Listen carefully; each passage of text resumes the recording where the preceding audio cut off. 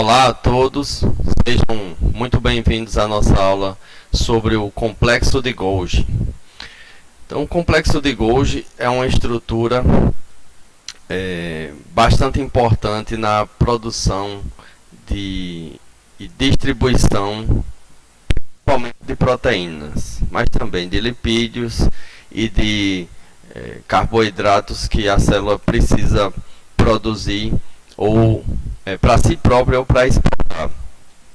Nessa primeira imagem, a gente consegue observar aqui desse lado uma micrografia eletrônica de varredura mostrando o complexo de Golgi na sua estrutura, onde a gente tem a face cis, que é o local mais próximo, é a posição mais próxima do núcleo, um brotamento de vesícula que está saindo do retículo endoplasmático em direção ao complexo de Golgi. Outras vesículas nas laterais, vamos chamar assim, que estão migrando entre vesículas. E a face trans, que é a face voltada para a membrana da célula. E dela também a gente vê a saída de vesículas. Então, todo esse transporte de vesículas em uma célula está relacionado com o complexo de Golgi. E o que a gente vê aqui nessa computação gráfica é a tentativa de fazer com que essa imagem de micrografia eletrônica se torne mais destacada, tridimensional e de melhor visualização para quem está estudando esse assunto. Então, o que a gente está vendo aqui são vesículas que são achatadas, mas que elas têm uma luz, um lúmen aqui no seu interior. Em alguns pontos essas vesículas se comunicam e elas recebem vesículas de um lado, liberam de outro e ainda trocam vesículas de um compartimento para o outro. Então vamos dar uma olhada mais ou menos como isso funciona. O que nós estamos vendo aqui são os poros do núcleo liberando o RNA mensageiro. De um modo geral, quando o RNA mensageiro chega no citoplasma, ribossomos vão reconhecer esse RNA mensageiro, códon de iniciação, realizar o processo de produção de proteína e essa proteína pode encontrar proteínas carreadoras e ser levada diretamente para alguma organela, como é o caso da mitocôndria aqui, ou em alguns outros casos, em um processo co-traducional, esse ribossomo é direcionado para o retículo endoplasmático, produzindo a proteína para o poro translocador e essa proteína fica no lúmen do retículo endoplasmático, ou em outros casos, a proteína é produzida diretamente para a membrana do retículo endoplasmático e já fica retida nessa posição. Do retículo endoplasmático, essas proteínas vão sair na forma de vesícula. Essa vesícula ela vai ser conduzida via citoesqueleto para outros pontos da célula. Um dos principais pontos de direcionamento dessas vesículas é para o complexo de Golgi. Então, o complexo de Golgi recebe vesículas saídas do retículo endoplasmático. No complexo de Golgi, essas proteínas são processadas, agrupadas e depois distribuídas para outros pontos da célula. O que a gente está vendo aqui é citoesqueleto, onde as vesículas estão utilizando isso como um caminho de transporte em direção à membrana. Chegando na membrana, as proteínas que são solúveis são liberadas e as que são transmembranas ficam agora incorporadas na membrana da célula. Essa estrutura foi primeiramente descrita pelo médico italiano Camillo Golgi, que estudava células secretoras, neurônios, células metabólicas ativas e via que naqueles locais eram encontradas uma rede de vesículas e estruturas membranosas mais pronunciadas, em tamanho maior. E aí, após a descrição completa dessa estrutura, foi dado o nome em homenagem a Camilo Golgi, e hoje a gente tem a denominação complexo de Golgi, aparato de Golgi, e outras coisas relacionadas com essa homenagem. Bom, depois que foi inventado o microscópio eletrônico, então foi possível analisar melhor essa ultraestrutura e ver que não era só em células secretoras, todas as células contêm o complexo de Golgi. Então, foi possível determinar que existem bolsas grandes, achatadas, como se fossem pratos de cabeça para baixo, e vesículas que chegam para se fundir, formar essas bolsas, e essas bolsas também se desmancham em vesículas que serão transportadas para outros pontos da célula. Em relação à ultraestrutura do complexo de Golgi, nós temos uma face chamada cis e outra trans. A gente já falou isso no início da aula. Mas também tem uma rede medial. Na cis é a face que está voltada para o retículo endoplasmático e o núcleo. É dali que se recebe vesículas e essas vesículas acabam formando novas bolsas. Durante a fase trans, essas bolsas elas vão processando a partir de enzimas que são próprias do complexo de Golgi, vão processando proteínas ou sintetizando ou adicionando carboidratos a essas proteínas ou até mesmo sintetizando carboidratos de cadeia longa, para que essa célula possa ou incorporar na proteína ou distribuir isso pela célula ou até mesmo exportar da célula. Quando essas substâncias estão prontas, estão maduras, elas vão ser agrupadas em vesículas únicas na face trans, e essa vesícula secretora vai ser então distribuída para algum outro ponto, ou para uma organela, ou para formar precisamente uma organela, como é o caso do lisossomo, ou até mesmo para a via de exportação, se fundindo essa vesícula com a membrana celular. Nesse desenho esquemático, a partir de micrografia eletrônica, nós podemos verificar mais ou menos o que Camilo Golgi via.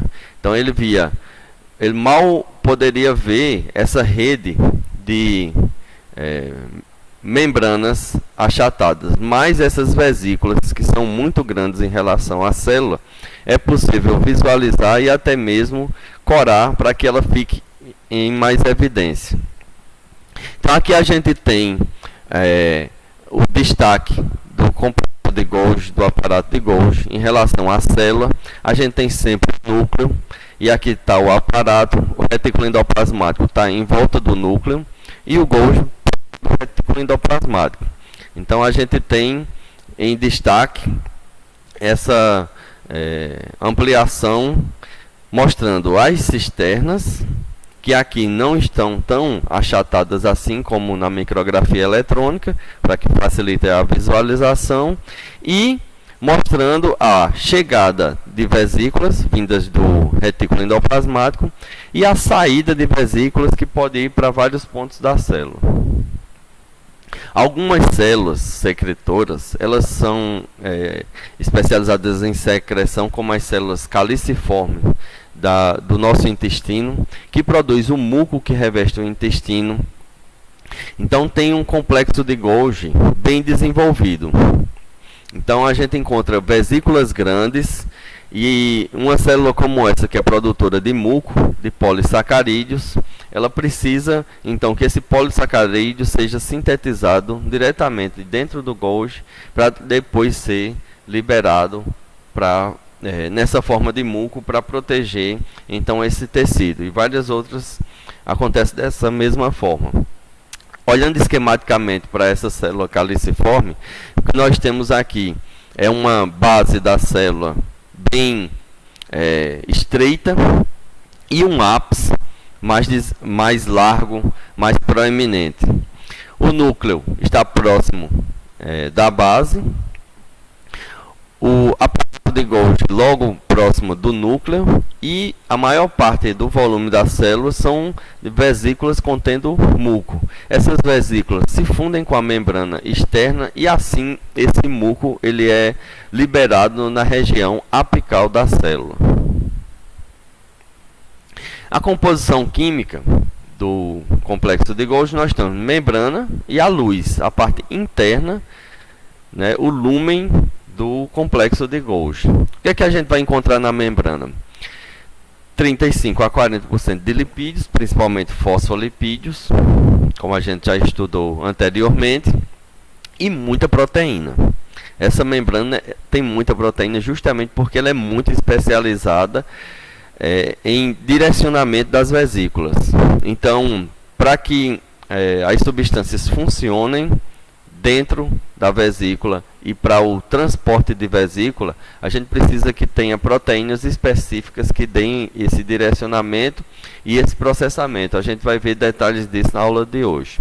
Já na parte interna, na cisterna, na luz do complexo de Golgi, nós vamos encontrar muito monossacarídeo, como glicose, galactose, manose, frutose, inacetilglicosamina e polissacarídeos, certo? Glicosaminoglicanas, entre outros que já foram processados, já foram produzidos a partir justamente dos monossacarídeos que já estão lá. Proteínas de secreção que vão ser liberadas para fora da célula e enzimas que vão trabalhar no processamento tanto dessas proteínas quanto dos sacarídeos que estão lá, os monossacarídeos e polissacarídeos que estão na luz do complexo de Golgi. Então, quais são as funções do complexo de Golgi? Processamento de proteínas e de lipídios. Esse processamento significa modificação pós-traducional das proteínas e modificação geral dos lipídios, como glicosilação, sulfatação, fosforilação. Trabalha também, enzimas vão trabalhar na síntese de polissacarídeos, pegando os monossacarídeos e convertendo eles em estruturas poliméricas. Transporte e seleção de substâncias. Então, uma proteína que foi produzida para o retículo endoplasmático, associado com retículo endoplasmático, agora vem para o Golgi. Ali o Golgi faz uma seleção dessas proteínas e direciona para onde precisa ir. E tem também uma função muito particular, que é a formação do acrossomo. Então, o acrossomo é a estrutura do espermatozoide que contém uma bolsa contendo muitas enzimas. Vamos ver como é que esse acrossomo é produzido. Então, assim que ocorre nos testículos a meiose, a célula final nessa meiose é chamada de espermátide. É uma célula normal, formato globular, que tem 1N cromossomos.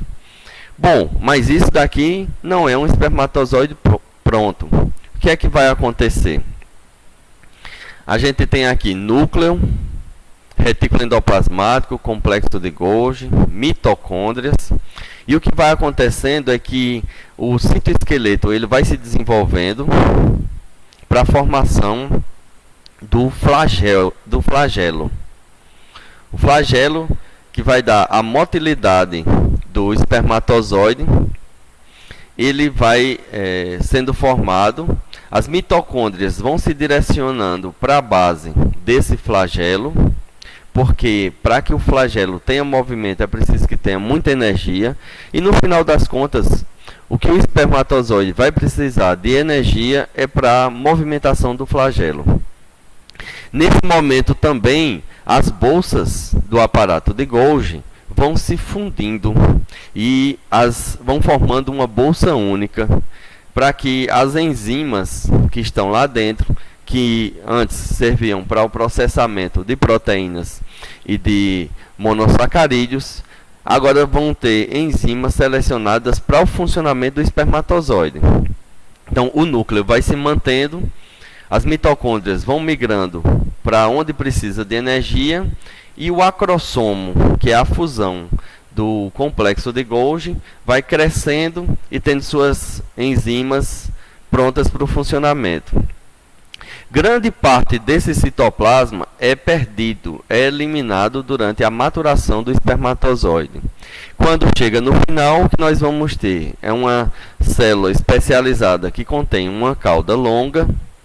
Na peça intermediária, nós temos as mitocôndrias para dar a energia suficiente para essa cauda fazer o movimento do espermatozoide. Pouco citoplasma para que essa célula fique mais leve e tenha mais motilidade. E na extremidade, o acrossomo. Então a gente tem aqui o núcleo, que é o que vai levar o material genético, e esse acrossomo contém várias enzimas que vão ajudar a romper as barreiras que tem no óvulo. Então o óvulo tem duas camadas protetoras, zona pelúcida e corona radiata, e essas enzimas dos espermatozoides vão rompendo essas duas proteções para que o núcleo consiga penetrar nesse óvulo e assim ocorrer a fecundação. Então o complexo de Golgi, ele tem, de um modo geral, na maior parte das células, a função de fazer o endereçamento e transporte de substâncias de um modo geral. Em proteínas, a gente vai ver o exemplo de proteínas, justamente para que a gente consiga entender todo esse funcionamento do complexo de Golgi. Então, a partir do Golgi, proteínas, lipídios e carboidratos, eles podem, em alguns casos, retornar para o retículo endoplasmático em um transporte chamado retrógrado, ou seguir para frente para outras organelas em um transporte chamado anterógrado. Nesse transporte anterógrado, pode formar lisossomos, pode entrar em via secretória. Então, em resumo, o complexo de Golgi, ele tem um papel central na via biosintética, nessa parte de recebimento, processamento e distribuição dessas moléculas que precisam ser direcionadas dentro da célula. Vamos observar agora uma animação, computação gráfica, sobre o complexo de Golgi. Então, cortando uma célula, a gente vai observar claramente a posição do núcleo e o retículo endoplasmático em volta desse núcleo, recebendo proteínas que estão sendo produzidas e acumulando proteínas em seu interior. Aqui em verde nós podemos ver destacado o complexo de Golgi e sua estrutura membranosa. Então, essa estrutura membranosa vai ficar em uma posição intermediária entre o núcleo e a membrana da célula. No retículo endoplasmático, as proteínas que saem embaladas em vesículas vão então ser levadas para o complexo de Golgi, na face cis, ou seja, a face proximal do complexo de Golgi. Depois essas vesículas vão migrando e podem ir, por exemplo, para fora da célula. Então aqui a gente está vendo que no Golgi existe a possibilidade de acontecer diversos tipos de marcação nessas proteínas que estão sendo produzidas. E essas marcações são do tipo glicosilação, sulfatação, fosforilação. E quando as proteínas recebem essas marcações, são como códigos de um CEP num processo de direcionamento, de distribuição dessas embalagens contendo as proteínas que precisam chegar no endereço correto. Então, ao receber a marcação de CEP, de endereço, número da casa, em comparação com o que se recebe em uma carta, ou encomenda, a gente tem aqui a parte de distribuição apropriada de cada uma dessas proteínas para o local correto. Então, o complexo de Golgi ele é o correio da célula, ou seja, o centro de processamento e distribuição disso.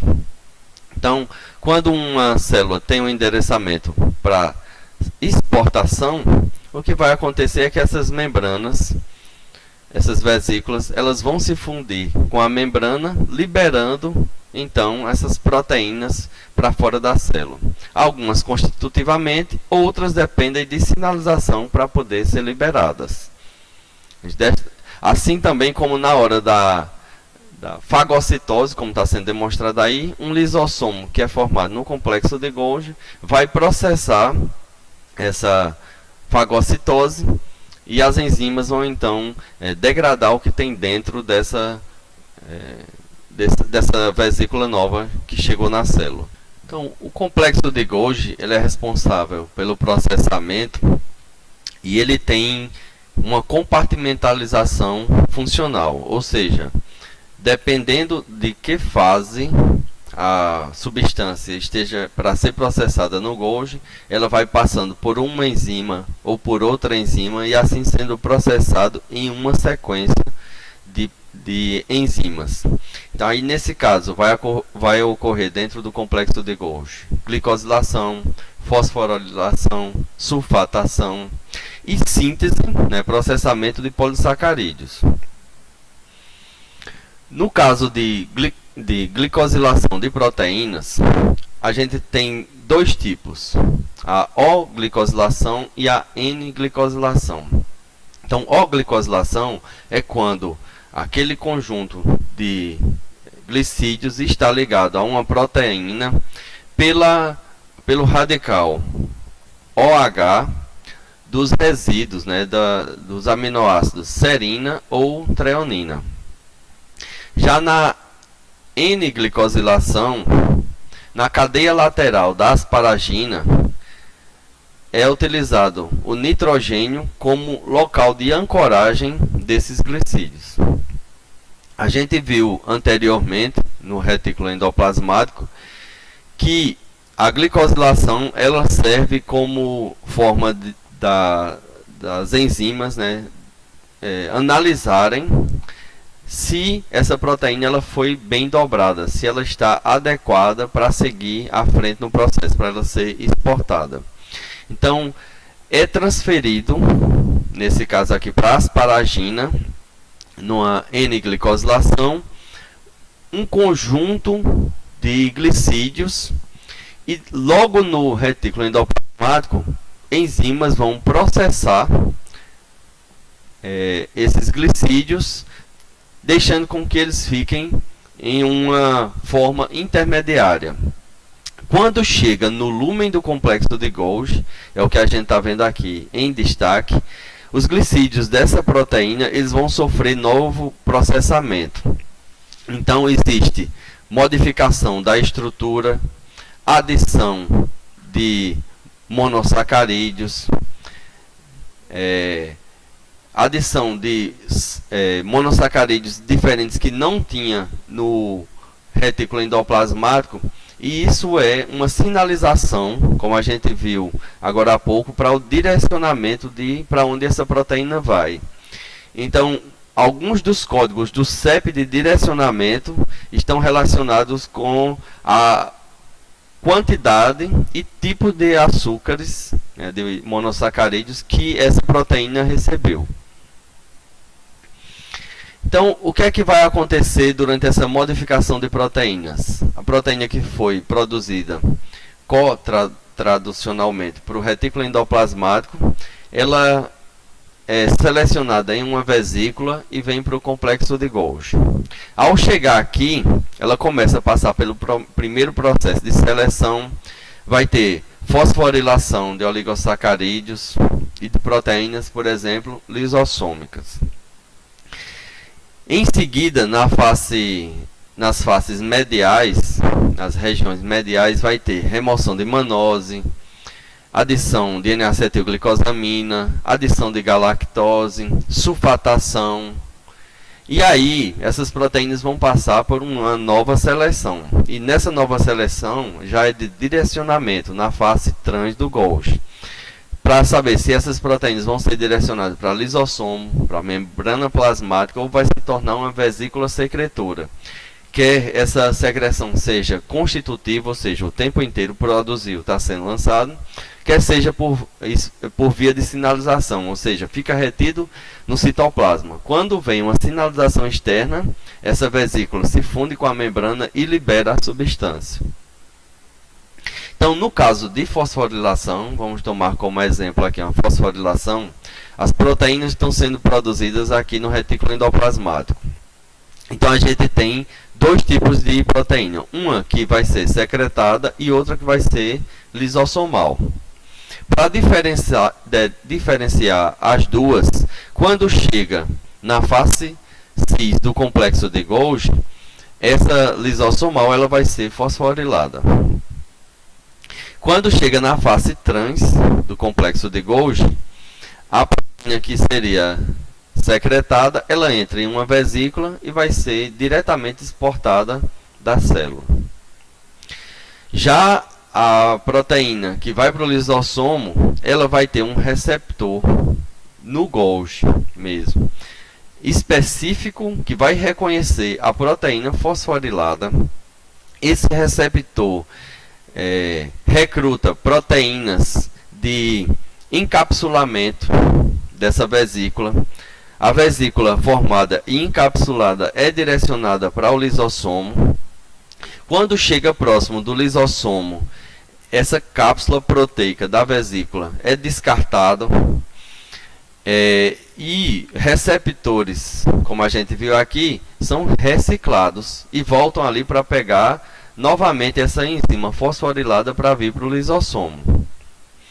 Em alguns casos, depois que o lisossomo processa as substâncias, essa enzima pode sair junto com as substâncias. Em outros casos, vai ficar retido aqui no lisossomo. Se ela for secretada, ela pode ser ainda recuperada por receptores específicos que vão reconhecer ela, formando uma nova vesícula que pode trazer de volta essa enzima para o mesmo processo, para que faça parte novamente do lisossomo e que novamente faça esse processamento de outras substâncias. Então a gente vai falar agora sobre o tráfego intracelular de vesículas. A gente já estava falando sobre isso, mas vamos especificar esse tráfego de vesículas.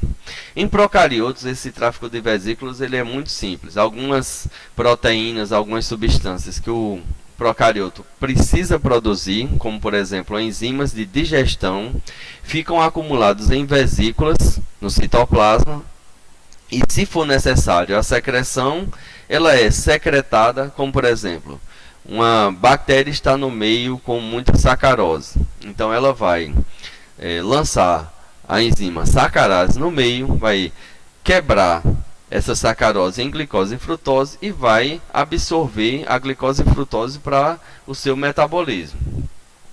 Mas no caso de eucariotos, a gente tem um sistema bem mais complexo e direcionado e com muita participação de vesículas protegidas por proteínas e mais o citoesqueleto que vai dar o direcionamento.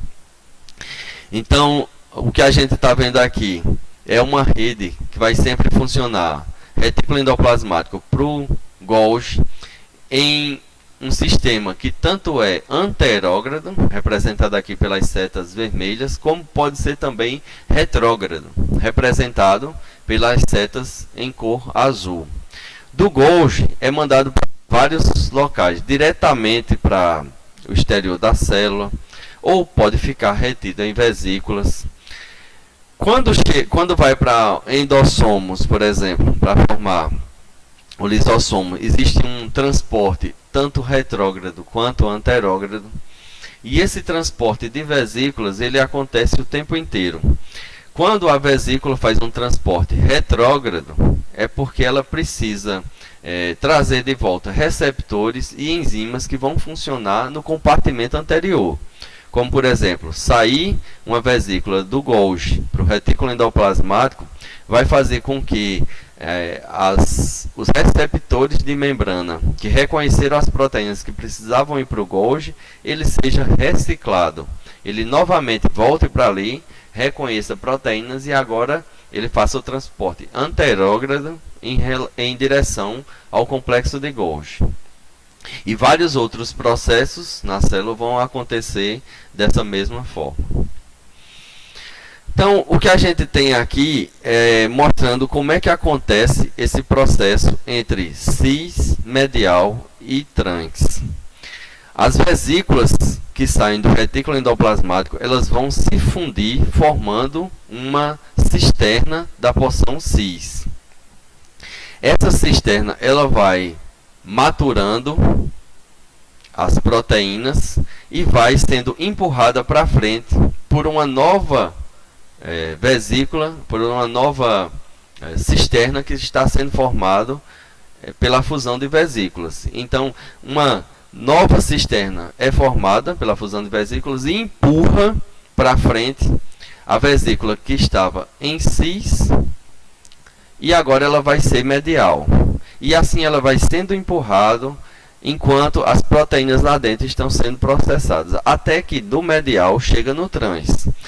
Quando chega na face trans, a gente tem a liberação de vesículas, que então vai ter um desmanche daquela cisterna em vesículas, e isso vai sofrendo distribuição para a célula ou para fora da célula. Existe também a possibilidade de essas cisternas que estão na porção medial ou na porção trans receberem mais vesículas. Uma vesícula que está na porção cis formada e direcionada para a porção medial, uma que está na medial ser diretamente transportada para o trans para dali sair, certo? Assim como alguma coisa que está no trans volta para o medial, ou do medial volta para o cis, ou da porção cis pode voltar também para o retículo endoplasmático. Então, tanto tem o transporte de cisternas, como tem o transporte de vesículas, tanto no modo anterógrado quanto no modo retrógrado da célula.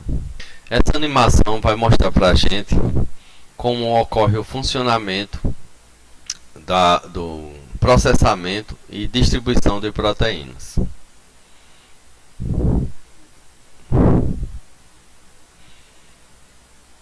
Então, o que nós vamos ver aqui é que nós temos importante redirecionamento, processamento, modificação de estruturas de proteínas, principalmente a partir do complexo de Golgi. Todo esse tráfego de proteínas intracelular vai depender do funcionamento dessa organela. E elas todas vão ficar empacotadas em vesículas, e essas vesículas vão então funcionar como um pacote de transporte. E esse pacote precisa passar então pelo correio da célula. Então, a representação nós temos aqui do complexo de Golgi, cisterna cis, as cisternas mediais e a cisterna trans, de onde vai brotar a vesícula saindo para outras organelas. A representação de proteínas que estão sendo transportadas e de enzimas que vão processar essas proteínas. Então, a vesícula sai do retículo endoplasmático e quando chega próximo do complexo de Golgi, elas começam a se fundir e vão formar agora uma cisterna cis. Essa cisterna cis, ela vai migrando dentro desse processo. Lá dentro da luz, do lúmen do complexo de Golgi, nós temos enzimas que vão processando, modificando essas proteínas ali dentro. Isso leva um tempo. Por isso mesmo que esse tempo é justamente o tempo em que a cisterna cis se torna medial, e essa cisterna medial vai se tornar uma uma cisterna da face trans. Então vão chegando novas cisternas e vão empurrando essas para frente. E durante esse tempo, as proteínas lá dentro vão sendo processadas. Quando chega na face trans, a gente tem a representação proteínas verdes, proteínas vermelhas e proteínas roxas. Elas estão sendo selecionadas a partir de receptores na membrana, sendo agrupadas e reconhecidas, portanto agrupadas, formando novas vesículas.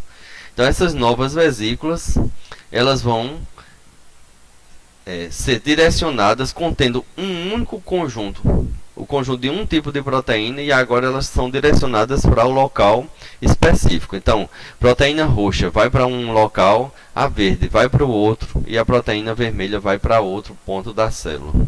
Bem, esse tráfego de vesícula, a gente estava vendo o exemplo dele sendo transportado sempre unidirecionalmente, né? O que acontece num transporte chamado anterógrado. No entanto, é necessário que aconteça também um transporte retrógrado. Então, acaba que esse transporte de vesículas na célula, ele é bidirecional, principalmente entre o retículo endoplasmático e o complexo de Golgi. Então, o que nós estamos vendo aqui é que essas vesículas saem do retículo endoplasmático para o Golgi, mas também saem do Golgi para o retículo endoplasmático. Então, esse retorno ele tem algumas funções, como manter a quantidade de membranas constante, não haver desperdício de membranas. Se esses fosfolipídios sempre fossem chegando na membrana da célula, iria haver um excesso de membrana extracelular, né, na periferia da célula, e necessitaria de muita síntese de membrana para as organelas internas. Então, o que é que acontece? As vesículas voltam, trazem de volta esses fosfolipídios. E também a gente precisa reciclar, nesse caso, proteínas de reconhecimento, como proteínas transmembranas, que vão reconhecer as proteínas que precisam voltar para o lúmen do retículo endoplasmático, ou que precisam ir para o lúmen do complexo de Golgi. Então aqui a gente tem a representação de proteínas de reconhecimento do que vai para o Golgi, proteínas de reconhecimento na membrana do que vai voltar para o retículo endoplasmático. E se essas proteínas de reconhecimento fossem desperdiçadas, haveria um gasto desnecessário de energia para a célula. Além disso, a gente tem também um processo de fusão dessas membranas, certo? Então a gente tem aqui bicamada lipídica contendo proteínas transmembranas e proteína do lúmen, representada aqui em vermelho. Então esse compartimento doador, vamos tomar como base o retículo endoplasmático, é formado uma vesícula membranosa contendo proteínas de membrana e proteínas do lúmen. Quando chega no compartimento alvo, vamos tomar como exemplo aqui o complexo de Golgi, essa membrana vai se fundir com a cisterna que já está sendo formada ali. Então, nessa cisterna formada, vai ter as proteínas, vai receber o fosfolipídio, as proteínas do lúmen e as proteínas transmembrana. Bom, mas aí a gente tem mecanismos para transporte que vão diferenciar, né, os diversos compartimentos. Para isso a gente precisa ter marcadores moleculares, sinais de orientação, o que vai servir como código do correio, né, do nosso sistema de correio. Ele precisa também ler o código. No nosso dia a dia, o sistema de correio vai ler CEP, vai ler nome de rua e mais um endereço, o número da residência. No nosso caso aqui, a gente tem alguns mecanismos moleculares que vão dar esse endereçamento para o compartimento correto para onde essa vesícula precisa ir. Então, existem vários tipos de vesículas e elas vão brotando de um compartimento e carregando proteínas para outro compartimento. Além disso, são proteínas que causam esse brotamento e esse revestimento das vesículas. Quando vai chegar perto do local de fusão, esse revestimento de proteínas ele é então descartado. Então, essa proteína de revestimento ela vai ter duas funções. Vai ajudar na seleção das moléculas que vão ser transportadas e vão servir como molde para essa vesícula. Então, geralmente essas vesículas elas têm um tamanho e formato determinado por essa proteína de revestimento. Então, a gente tem nas nossas células 3 tipos de proteína de revestimento. Clatrina, que vai fazer sempre o transporte entre o complexo de Golgi e a membrana plasmática, quer seja no transporte anterógrado ou no transporte retrógrado. Sempre a gente vai ter clatrina saindo do Golgi em direção à membrana plasmática. Já entre o Golgi e o retículo endoplasmático, nós temos duas proteínas de revestimento, COP1 e COP2. A COP2 ela vai trabalhar no transporte anterógrado. E a COP1, provavelmente vai ser descoberta, vai trabalhar no transporte retrógrado.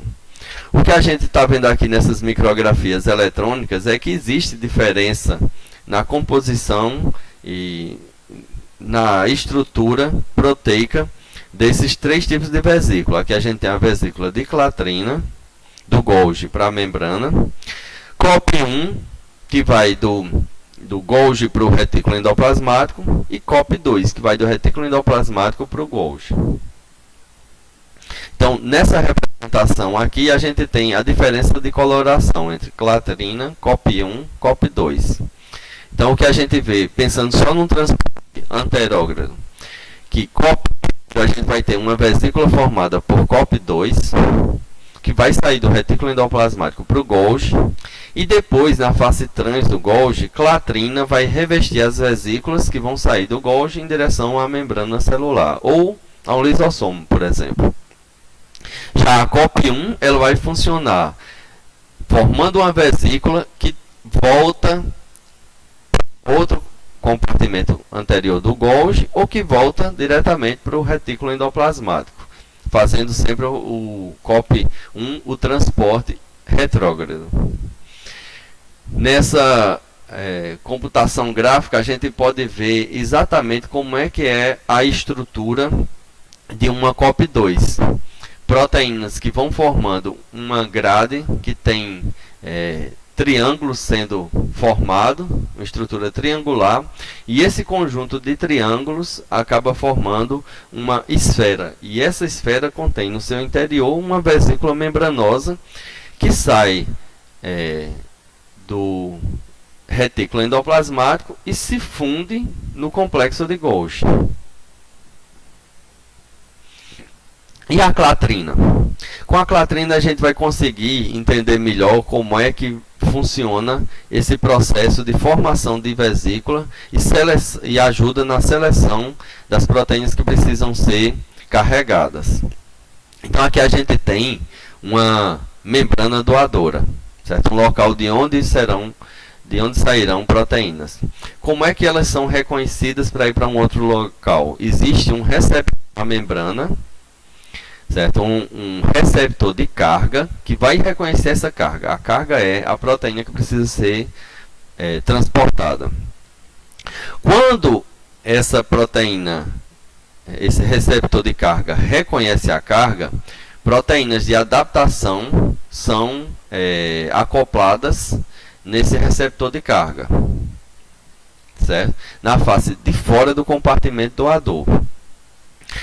Quando isso acontece, a clatrina vai então reconhecer essa adaptina, certo? A proteína adaptadora que reconheceu a proteína de carga já carregada com a molécula que precisa ser transportada. Então a clatrina se liga aqui. Quando clatrina vai se unindo com clatrina, ela vai forçando a formação de uma vesícula em tamanho circular, em formato circular. É a combinação entre transportador carregado e clatrina, que vai forçando então a formação de uma vesícula no compartimento doador. A gente vai ter proteínas que também vão cortar essa vesícula, que está ali, essa parte membranosa que vai estar ancorando então a vesícula no compartimento doador. Depois desse corte, a vesícula então fica formada, contendo na sua parte externa clatrina, que está ligada à adaptina, que está ligada à proteína reconhecedora da carga, o receptor de carga, que está reconhecendo no interior dessa vesícula a proteína que precisa ser carregada. Quando chega próximo do local onde essa vesícula precisa se fundir, a clatrina sai, deixa a vesícula membranosa e nessa hora pode acontecer fusão de vesícula com compartimento receptor. O que a gente está vendo aqui, a partir da micrografia eletrônica, a estrutura da proteína, mostrando aqui o triskelion, que tem uma cadeia leve e uma cadeia mais pesada, formando essa estrutura aqui no formato de 3 alças. E essas 3 alças, elas vão se combinando.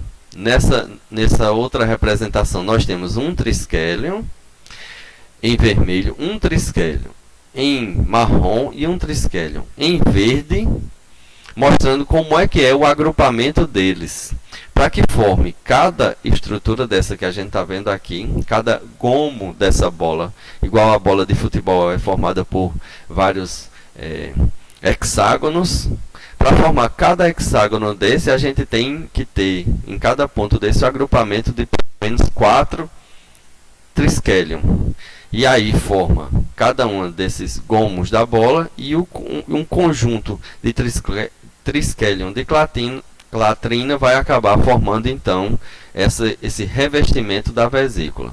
Para mostrar como a clatrina funciona, vamos usar um exemplo interessante que é dos receptores de LDL, que toda célula precisa ter um receptor de colesterol. Como a gente já falou anteriormente, o colesterol é produzido no fígado, se liga a proteínas de transporte LDL ou HDL, que vai migrar pela corrente sanguínea, e todas as células vão precisar receber isso. Para isso, as células têm um receptor na sua membrana. Então a gente vai ver a clatrina funcionando, formando a vesícula da membrana dentro da célula. Então o que é que a gente tem aqui? O colesterol está representado em vermelho e um receptor que vai mediar a endocitose. Então aqui a gente tem o LDL representado aqui em verde, uma proteína ligada então ao colesterol, para transportar esse colesterol. Essa é a partícula de LDL. Então a gente tem na membrana da célula um receptor de LDL. O que é que vai acontecer aqui? O colesterol vai chegar na membrana, proteína, cargo, adaptina, clatrina e a combinação da clatrina formando então a vesícula. Essa vesícula é liberada, é endocitada e ela vai se fundir com o lisossomo nessa endocitose. Quando chega perto do lisossomo, a clatrina se desliga. E aqui no lisossomo, que tem um baixo pH, vai fazer com que o LDL seja liberado aqui dentro do nosso lisossomo. E o que é que vai acontecer com essa proteína? Ela volta para a membrana, mediada por clatrina, para poder pegar novamente colesterol, fazendo o transporte o tempo inteiro, isso sempre mediado por clatrina. Esse endossomo vai então se fundir com o lisossomo, as enzimas vão degradar toda a proteína e a gente vai aproveitar esses aminoácidos para fazer novas proteínas e o colesterol para fazer parte das nossas membranas. O colesterol agora fica livre para ser utilizado pelas nossas membranas. Para que essa vesícula ela se libere, então o que eu falei que tem proteínas que vão acabar fazendo um corte na vesícula, para que essa parte membranosa se desprenda do compartimento doador. Então o que a gente está vendo aqui é justamente a participação dessa proteína, que é chamada de dinamina.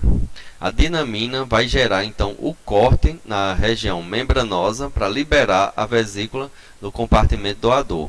Então, essa micrografia eletrônica mostra para a gente vesículas sendo formadas no compartimento doador e proteínas que estão aqui estrangulando essa vesícula para que ela seja liberada. A proteína de revestimento está, nesse exemplo aqui, a clatrina está revestindo essa vesícula, mas ela nunca se desprenderia se a dinamina não viesse e promovesse esse corte. Vamos analisar agora o trabalho conjunto da clatrina com a dinamina. Então, o que a gente está vendo aqui é uma sequência de micrografias eletrônicas mostrando como a clatrina forma a vesícula e a dinamina está vindo estrangular aquela vesícula, liberando do compartimento doador. E agora a gente tem uma vesícula inteira formada com clatrina e proteínas no seu interior. Novamente, mostrando a parte também de estrangulamento da dinamina, liberando então essa vesícula. Vamos dar uma olhada no que é que tem nessa vesícula.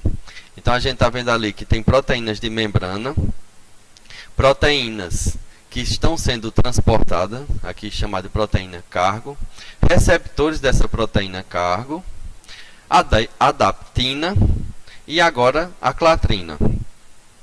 Vamos então dar uma olhada nessa estrutura da clatrina. A gente tem uma subunidade da clatrina, que micrografia eletrônica mostrando como é que ela é. Ela se chama triskelion, essa subunidade, e ela tem em computação gráfica essa estrutura tridimensional. Quando se unem alguns triskelions,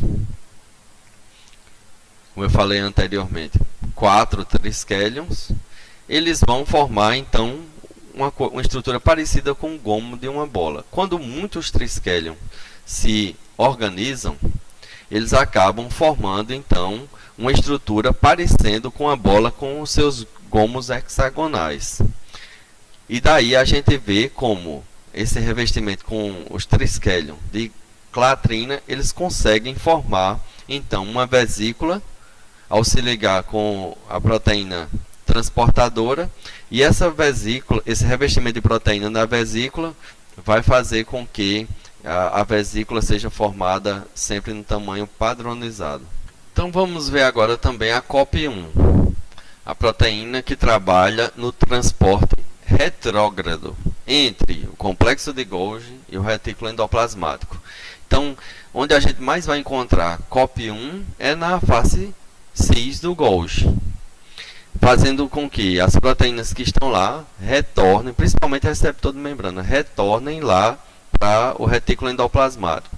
Mas é possível a gente ver também COP1 funcionando da face trans para medial, da medial para cis, e então da cis para o retículo endoplasmático. Certo? Então, trabalhando sempre em transporte retrógrado. Vai ser uma proteína de revestimento que vai formar essas vesículas. Então, o que a gente está vendo aqui, a COP1 ela está representada aqui em vermelho, fazendo esse transporte das próprias cisternas do Golgi no transporte retrógrado e no transporte retrógrado do Golgi para o retículo endoplasmático, funcionando como um revestimento semelhante ao que a gente viu em clatrina. Então, COP1 forma revestimento em torno da vesícula, que está cheia de proteínas que precisam ser transportadas no sistema retrógrado.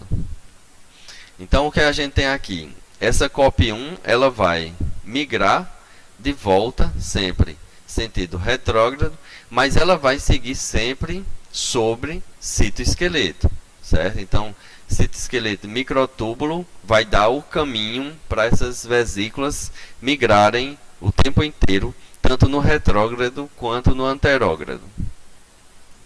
Já a COP2, que vai fazer o transporte anterógrado do retículo endoplasmático para o complexo de Golgi. Então, sempre transporte é anterógrado, e como ela não faz do Golgi em diante, quem faz é a clatrina, vai ficar em um movimento específico. Retículo endoplasmático, complexo de Golgi, COP2. Então, o que a gente está vendo aqui é que no lúmen do retículo endoplasmático, proteínas transmembrana vão reconhecer as proteínas que precisam ir para o Golgi. E depois que tem esse reconhecimento, a gente vai ter proteínas associadas na parte citosólica desse receptor, e depois vem COP2 formando a vesícula. Dinamina vem, libera essa vesícula e ela agora pode migrar via citoesqueleto para poder chegar no complexo de Golgi. Então, nessa imagem a gente vê a atuação de COP2 saindo do retículo endoplasmático, formando uma vesícula protegida por proteína e chegando então ao complexo de Golgi. Ao chegar perto do complexo de Golgi, é necessário que tenha proteínas que auxiliem então essa fusão da proteína da vesícula que saiu do compartimento doador para o compartimento receptor. E aí as proteínas possam então ser liberadas no compartimento receptor. Para que isso aconteça, a gente tem participação das SNERs, que a gente vai falar mais para frente. Só pensando na parte lipídica, o que a gente tem é proteínas transmembrana de reconhecimento, vão selecionar as moléculas que precisam ser carregadas. Isso vai formar uma vesícula membranosa. Essa vesícula membranosa, protegida por proteínas, vai migrar até o compartimento receptor.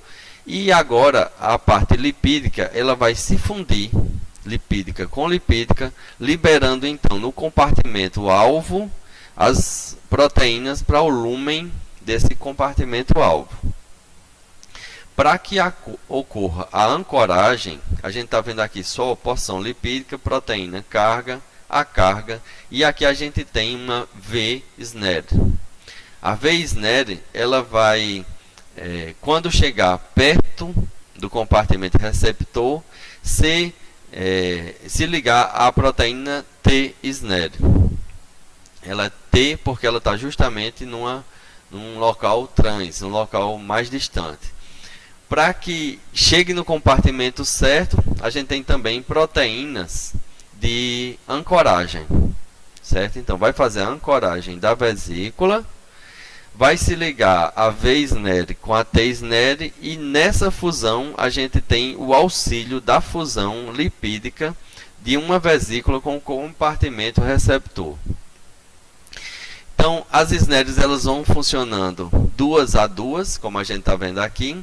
A V-SNER, a gente está vendo aqui duas, e quando ela se liga com a T-SNER, a gente tem ainda moléculas de água na parte interna dessa fusão.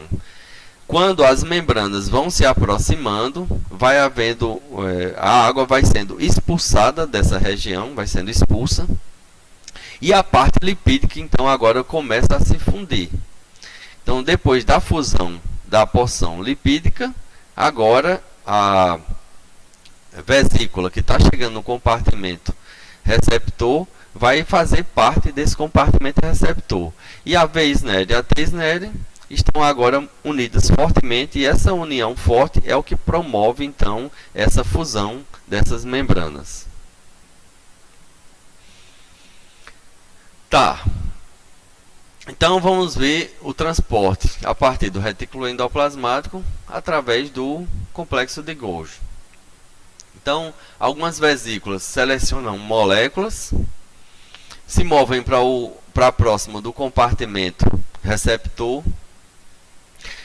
Algumas dessas vesículas também vão recolher proteínas que estavam no compartimento receptor e vão fazer transporte retrógrado.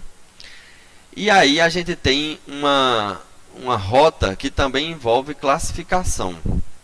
Então, no lúmen, as proteínas elas são selecionadas, são modificadas e são classificadas, empacotadas para onde elas precisam ir. Então, várias organelas vão receber as proteínas já processadas no complexo de Golgi a partir desse sistema. Esse sistema, para que ele funcione adequadamente, essa vesícula ela não fique boiando pelo citoplasma, até por um acaso, vamos chamar assim, encontrar o compartimento receptor, tudo isso é direcionado a partir do citoesqueleto do microtúbulo. Então, o microtúbulo ele tem sempre um ponto de início na região central da célula e se distribui por uma rede em toda a célula. As proteínas, as vesículas vão migrar pelo microtúbulo a partir de proteínas motoras. É o que a gente está vendo aqui nessa representação. Uma proteína motora vai direcionar vesículas. Nesse caso aqui está direcionando uma cisterna por inteiro. Como é que cis vai virar medial, que vai virar trans? A gente vai ter proteínas que vão, motoras que vão se ligar ao microtúbulo e vão fazer esse movimento. Então esses movimentos não são aleatórios. A gente vai ter, então aqui, extremidade menos, extremidade mais. Na parte central da célula, de onde saem todos os microtúbulos, nós temos extremidade menos do microtúbulo. E para onde o microtúbulo cresce, a gente vai ter extremidade mais. As proteínas de transporte, que são as cinesinas e dineínas, elas vão reconhecer a extremidade menos e mais do microtúbulo e se movimentar sempre na mesma direção. Então, as cinesinas vão fazer o transporte anterógrado, sempre. Vão se ligar com vesículas que precisam migrar no transporte anterógrado. Então, nesse caso, a cinesina vai se ligar com COP2 e com clatrina. E as dineínas vão fazer o transporte retrógrado, indo da extremidade mais para a extremidade menos, vai se ligar sempre com as vesículas de COP1. Então, nessa animação, a gente vai conseguir ver o que é que acontece nesse transporte.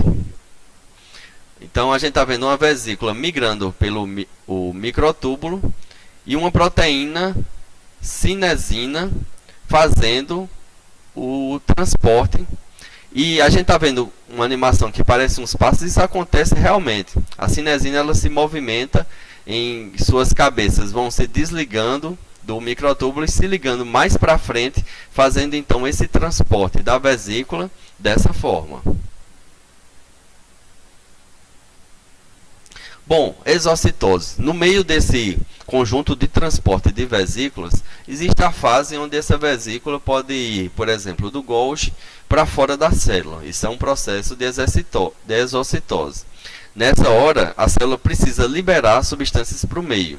Quer seja uma célula que libere muco, como a gente viu no intestino, que é uma forma constitutiva. Então, tudo que é produzido imediatamente é secretado. Quer sejam células de glândulas que vão produzir hormônios. Então, para um hormônio ser liberado, é necessário que ocorra um estímulo. Então, é uma via regulada. Fica tudo acumulado no citoplasma, essas vesículas, protegidas por clatrina. Na hora que chega a sinalização de estímulo, essa segue pelo microtúbulo e cinesinas transportando essa vesícula revestida por clatrina, e ela vai então, essa vesícula, se fundir com a membrana e liberar essa substância. Então a gente tem na exocitose um processo bastante controlado. Então aqui está falando rotas que são constitutivas, então é secretado diretamente de um modo, produziu, é secretado. E rotas que são reguladas, armazenamento no citoplasma, quando aconteceu o sinal, a secreção. Então essa figura 62 do capítulo 13 do Alberts mostra o que é que acontece nesses dois casos. Rota constitutiva, a proteína foi produzida e endereçada via Golgi para ser liberada via exocitose.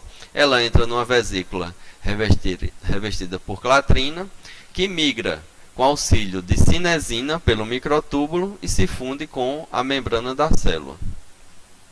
No outro caso, a vesícula é produzida, revestida por clatrina e via cinesina vai ficar retida em um ponto específico aqui ancorada do microtúbulo. Quando chegar sinalização, como por exemplo um hormônio, vai sinalizar então para que essa vesícula agora entre no processo de exocitose e seja liberada essa substância para o meio. Vamos dar uma olhada em como é que acontece esse processo de exocitose. A gente está vendo aqui a célula e sua representação gráfica de núcleo, mitocôndrias, retículo endoplasmático e aqui em amarelo o complexo de Golgi. Então uma vesícula nessa representação aqui sem o citoesqueleto, infelizmente, mas a vesícula vai sair então do retículo endoplasmático, revestida, como a gente já sabe agora, por COP2, se funde na face 6 do complexo de Golgi, passa pela medial e é processada. Quando chega na face trans, ela vai ser então selecionada por proteínas de membrana e pelo revestimento de clatrina vai levar até a membrana da célula. Aqui sem a clatrina mostrando a representação de como é que ocorre a fusão dos lipídios na hora da liberação de uma substância. E a gente tem um processo de exocitose. Na endocitose acontece da mesma forma. A parte lipídica forma uma vesícula, vamos olhar como acontece essa fusão do lipídio, liberando essa vesícula, revestida novamente por clatrina, que vai ser transportada para o interior da célula. Em resumo, o que foi que nós vimos nessa aula? As estruturas do complexo de Golgi dividido nas suas porções cis, medial e trans. A composição do complexo de Golgi na sua membrana e no seu lúmen. Quais são as funções do complexo de Golgi? As modificações pós-traducionais que acontecem nas proteínas mediada pelas enzimas do complexo de Golgi, como por exemplo glicosilação e fosforilação. Vimos toda a rede de transporte de vesícula, as vesículas sendo formadas por proteínas de revestimento, clatrina, COP1, COP2, que essas vesículas, para poder ser transportadas, elas precisam da ação de cinesinas e de neínas via citoesqueleto de microtúbulo. E vimos também a função de clatrina, de COP1, COP2, como é que elas são produzidas, como é que elas formam vesículas e toda a parte de revestimento e o local onde elas atuam. E vimos também exocitose. Todo esse conteúdo ele está de uma forma bastante bem esclarecida no capítulo 13 do Biologia Molecular da Célula, onde vocês podem ler para poder fixar melhor esse conteúdo. Então, até a próxima aula.